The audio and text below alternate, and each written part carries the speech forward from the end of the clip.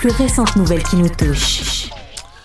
La CAQ qui était en caucus pré-sessionnel. Hier, ça se poursuit aujourd'hui.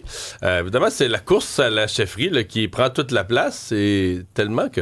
Mais tu sais, on s'habitue à ce que les choses changent. J'ai vu tout à l'heure, passer la convocation de la conférence de presse de clôture. Et qui est-ce qui n'y apparaît pas? Un dénommé François Legault.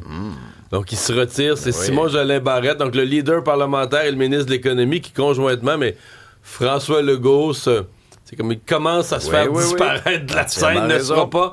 Tu sais, la conférence de presse bilan, d'habitude, c'est le chef. Là, il n'y sera même pas. Non. Hier, il a quand même pris la parole pour dire qu'il était serein avec ce qui se passe en ce moment, que c'était quand même un peu pour lui, un peu comme s'il leur donnait son bébé là, entre les mains. Il leur a fait promettre aussi de ne pas mettre le Québec sur pause. Là. C'est-à-dire que même s'il y a une transition politique à l'intérieur même de la CAQ, de continuer à travailler pour les Québécois. Ça, c'est correct. Oui. Là où, à mon avis, il embarque... De dire que, tu sais, par exemple, que les projets qui sont en cours, là, on va les continuer, ça, c'est correct. Là où il doit être prudent, tu sais, quand il dit, il y a des consensus, de commencer à dire qu'il y a des choses ou des lois qui sont pas changeables, quand ça devient interprété comme que les candidats à la chefferie devraient pas aller sur ces terrains-là, de revoir ou de repenser...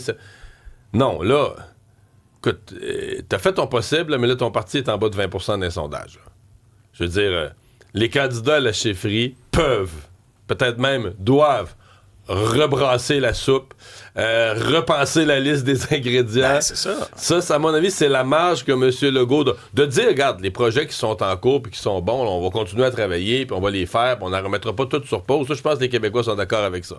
Mais tout ce qui sonne comme la continuité, dans le sens que faudrait pas revoir tel aspect, ça, je pense pas qu'il doit aller là. Je pense qu'il doit laisser pleine liberté à ses candidats à la chefferie de faire ce qui apparaît bon. Et parallèlement à tout ça, Mario, hier, ce qui retenait l'attention, c'était la course aux appuis. Ouais.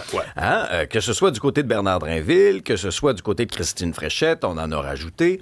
Je vous en parlais hier, Christine Fréchette, c'est le ministre Jean-François Roberge, qui est un peu la caution identitaire, qui a donné son appui à Christine Fréchette. Et dans le cas de Bernard Drinville, l'appui, qui n'est pas venu de la députation comme tel, c'est un appui externe, mais l'appui qui a marqué un peu les esprits hier, c'est Régine Laurent, l'ancienne présidente de la FIC, celle qui est maintenant sur le CA de Santé Québec.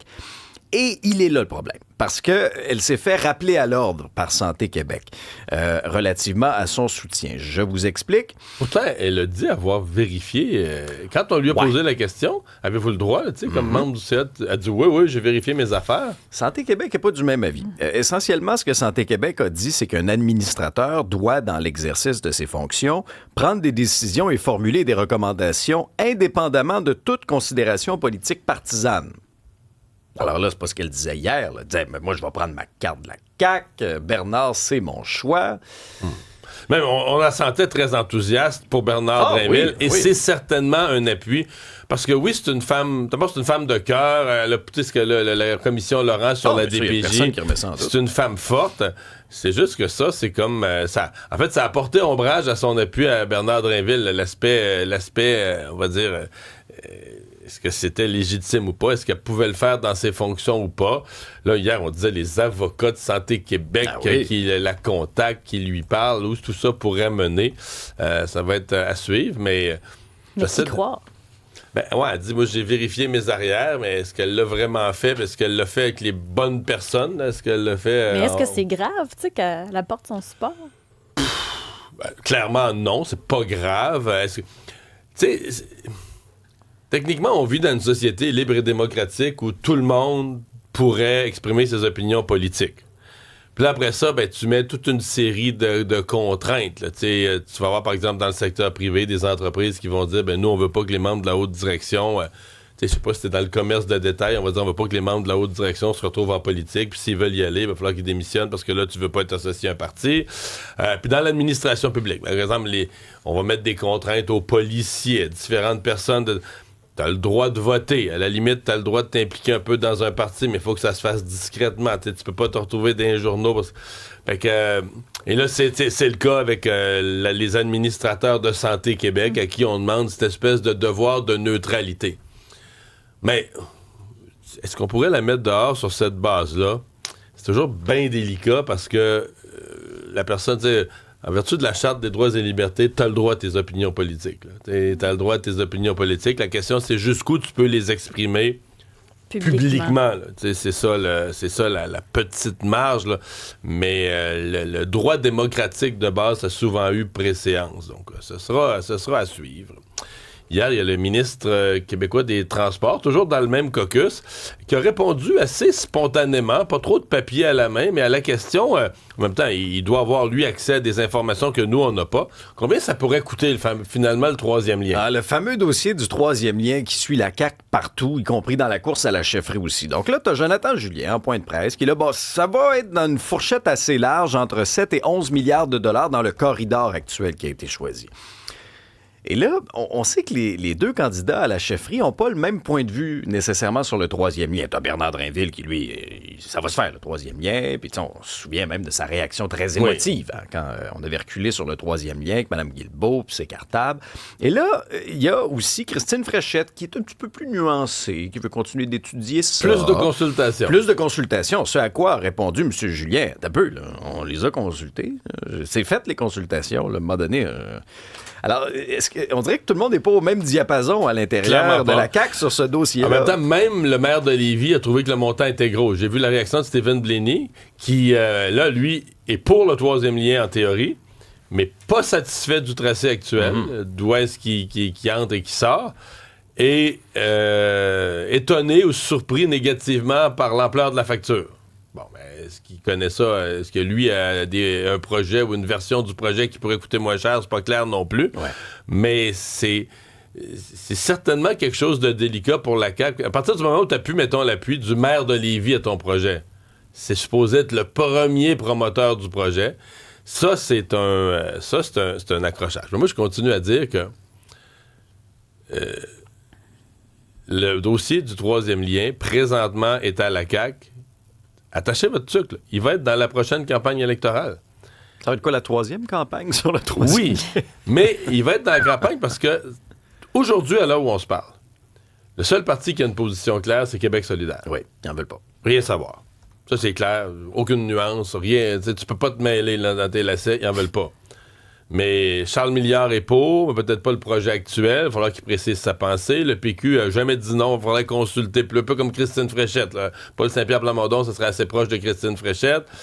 Bon, là, on pourrait dire il y a Bernard Drinville, s'il devient chef, lui aussi, qui va avoir une position claire comme Québec solidaire. À l'inverse, mais claire. Mais il y en a plusieurs joueurs. Puis, dans le cas des libéraux et du PQ, qui ont assez habilement joué ça pour que laisser croire aux gens de Québec, se dire Appalaches, ben, on n'est pas contre. Puis, tu sais, le petit clin d'œil, on va dire, ben, on peut pas le dire, mais dans le fond, au fond, nous autres, on n'est pas. Mais à Montréal, avoir le clin d'œil avec l'autre œil, de dire, ben, tu sais, on peut pas trop le dire, pas déplaire à Québec, mais tu vois bien qu'on rit de ça, ce projet-là. Ça n'a pas deux discours d'un bord puis de l'autre de la fin, Mario. Je suis pas en train de dire ça. Je suis en train de dire qu'il faudrait être prudent pour pas que ça devienne ça. Charles-Antoine, au sport, le Canadien qui est allé chercher 2 gros points hier. Ouais, puisque les Sabres ont gagné, les Bruins ont gagné également. Donc, cette victoire, hier 3-2 en prolongation, n'a pas fait bouger les choses. C'est exactement le même classement qu'hier. Fallait absolument gagner. Puis j'étais tellement content, là, avec une dizaine de minutes à faire en troisième période. Je suis allé vérifier pour toi. Combien de fois le Canadien avait gagné cette saison? 2-1. Il me semble que ça faisait longtemps. Tu sais, un court match hermétique. C'était arrivé seulement 2 fois. Puis la façon qu'on gérait la troisième période, je me suis dit, on va l'avoir. Le Canadien est en mesure là, de ralentir le match, de contrôler la rondelle jusqu'à ce que les Golden Knights créent l'égalité. Je me dis, bon, on repart. Encore le même scénario. Ouais. Donc, puis on dit l'incapacité de protéger une avance. Là. Mm-hmm. Écoute, c'est même pas un jeu, là. C'est un tir de loin complètement dévié. C'est pas comme si les Golden Knights avaient le contrôle de la troisième période. Non. C'est un claquement de doigts. Ils ont marqué. Faut dire que c'est une excellente équipe. Mais en même temps, le Canadien avait eu un avantage numérique juste avant. Tu sais, des occasions de faire 3-1, là, de donner un petit coussin. Puis à 5 contre 4, là, c'était les Golden Knights sont à 4, ont dominé le jeu sur le Canadien à 5. Là, c'est comme... Mais écoute, en l'important, prolongation... Jake Evans a été sublime sur cette manœuvre. Alexandre Texier, quelle belle passe par la bande pour remettre à Jake Evans une superbe feinte, donne la victoire 3-2. Il y a également eu un but de Victo à Trois-Rivières, ou de Trois-Rivières à Victo, je devrais dire. Zachary Bolduc, qui a tiré, a fait dévier, Philippe Danault de Victo a dévié, et Cole Caulfield, 30 buts. Depuis qu'il a été laissé de côté par la sélection américaine, il est le meilleur buteur américain dans la Ligue nationale de hockey. 6 matchs de suite avec au moins un but. Hier a marqué son 30e. 30 en 53, là, c'est le plus rapide. Le pire, c'est qu'il en a marqué un. Il en a marqué deux, Il se l'est fait enlever parce qu'il y avait hors-jeu, genre 1 minute avant, ça a tout annulé. Ouais. Et ça, c'était une drôle de séquence, si vous ne l'avez pas vu. C'est lui-même qui était hors-jeu, et il a marqué alors que son bâton a explosé. On en voit souvent des bâtons brisés. Malgré le bâton brisé, la palette dans la 16e rangée, la rondelle est entrée, mais le but a été annulé.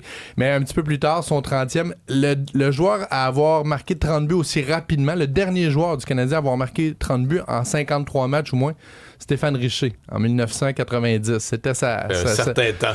C'est sa saison de 50 buts, la deuxième dans l'uniforme du Canadien. Donc, c'était à une époque où il se marquait globalement plus de buts. C'est même difficile à comparer. Merci Charles-Antoine. Merci. Nomination aux Junos. C'est Tate McRae et Justin Bieber qui dominent les nominations.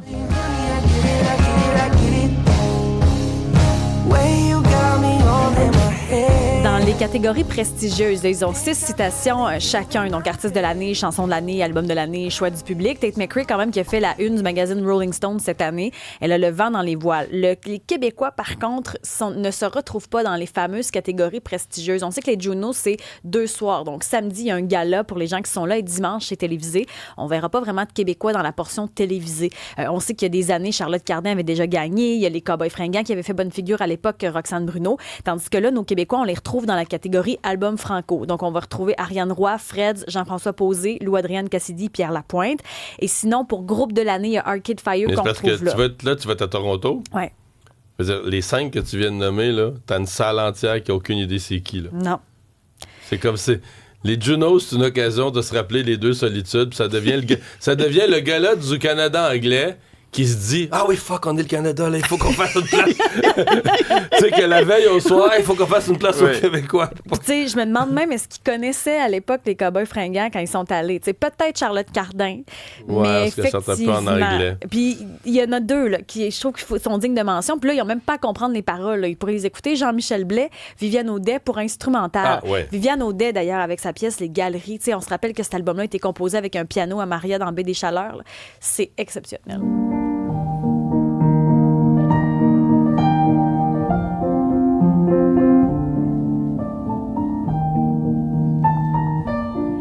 Et donc, les Junos, c'est... 28-29 mars. OK, c'est loin quand même. Les nominations sont sorties, mais le gala n'est pas demain matin. Non, mais c'est un peu comme les Oscars. On a fait ça la semaine passée. On sort ça à l'avance.